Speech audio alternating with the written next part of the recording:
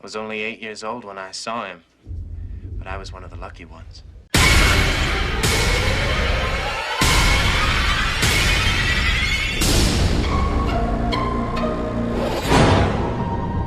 This man's got a nard. Firstly, we're not going to talk about the difference between the producer's cut and the theatrical cut. We already know about that, so we're not going to discuss that. And for those of you who don't know about the Danielle Harris situation, it goes like this. She asked to be part of the movie. She wanted $5,000 to reprise her role as Jamie Lloyd. The producer said no, because they wanted somebody who was age 18 or over so they can work as an adult. So Danielle Harris went to the lengths of emancipating herself from her parents so that she could be classed as an adult. And then when she found out that the movie wasn't even paying as much as she paid to even emancipate herself, it was a waste of time and she pulled out. The role eventually went to JC Brandy, who was a little bit older than Danielle Harris, and she was treated really badly on set, so we hear, because everybody felt like she was taking the role that it was supposed to go to Danielle Harris. Ultimately though, Danielle Harris had a lucky escape. So moving on to the story and why it took so long for them to bring out a sequel to Halloween 5.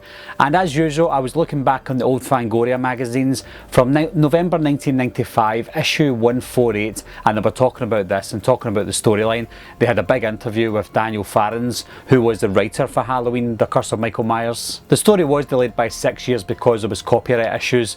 Miramax eventually took over the Halloween franchise and they decided to move forward. Not only did they decide to move forward with the Halloween franchise, they wanted to stick with the Thorn storyline that they introduced in Halloween 5. In the interview with Fangoria, Daniel Farrens, the man behind Halloween The Curse of Michael Myers, told them that he was a massive fan of the original Halloween movie. He was such a massive fan that he decided to go against everything that the original Halloween stood for. He said, "I think I finally convinced the producers that I knew these films almost as well as John Carpenter and Deborah Hill."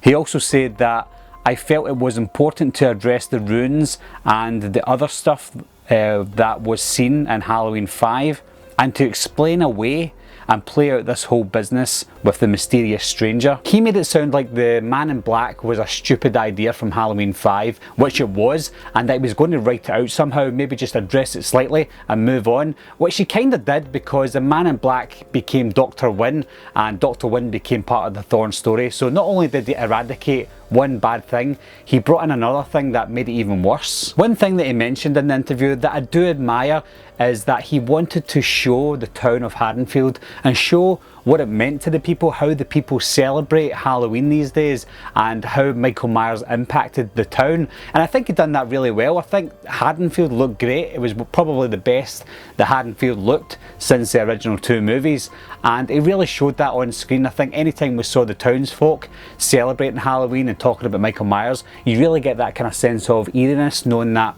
they know about Michael Myers and they're all kind of scared, even though they don't know if he's alive or not. So that was one thing I really did like about The Curse of Michael Myers. In the early stages of scripting, they wanted to bring back Tommy Doyle, but not just as a bit part player and a gimmick. They wanted to give him a major role, which they did do in the end with the theatrical and the producer's cut, and they wanted to make him the new Dr. Loomis. Daniel Farrens wrote 4 completely different versions of the movie with 9 different endings, which we've seen a few of those, with the final version of the ending that we saw in the theatrical version setting up a future sequel that we never got. And when I say a sequel that we never got, I mean a sequel to the Thorn storyline. And if we did get a sequel to the Thorn storyline, I would imagine that Tommy Doyle would be the new Dr. Loomis, albeit he's not a doctor. Daniel Farrens said of the theatrical ending, "We've all gotten used to the idea of Halloween films ending a certain way, but not this time."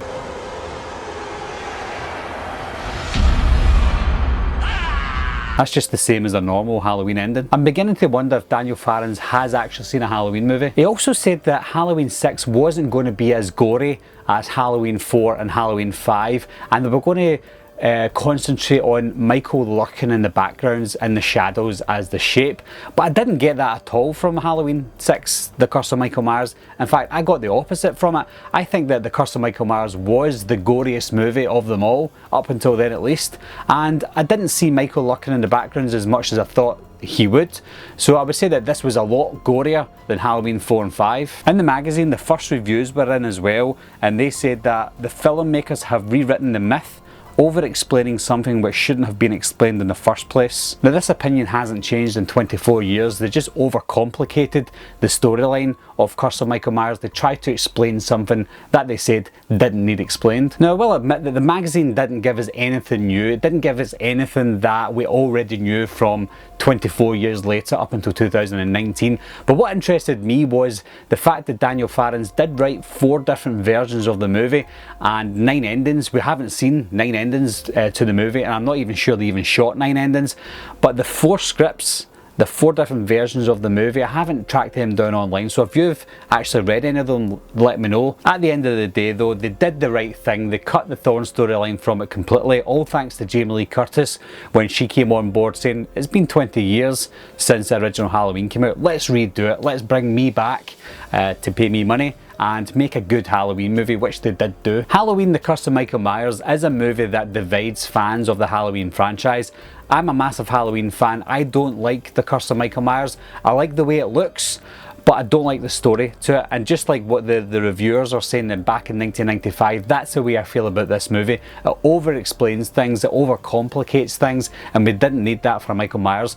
Michael Myers in this movie was Jason Voorhees, and that's not the style of movie Halloween is. We want Halloween movies like Halloween 1, Halloween 2, and Halloween H2O, a more grounded, smaller, slimmer Michael Myers. But that's just me. What are your thoughts, guys? As always, leave your comments down below and let me know what you think. Anyway guys, thanks a lot for watching again, thanks for subscribing, I'll see you soon, bye bye.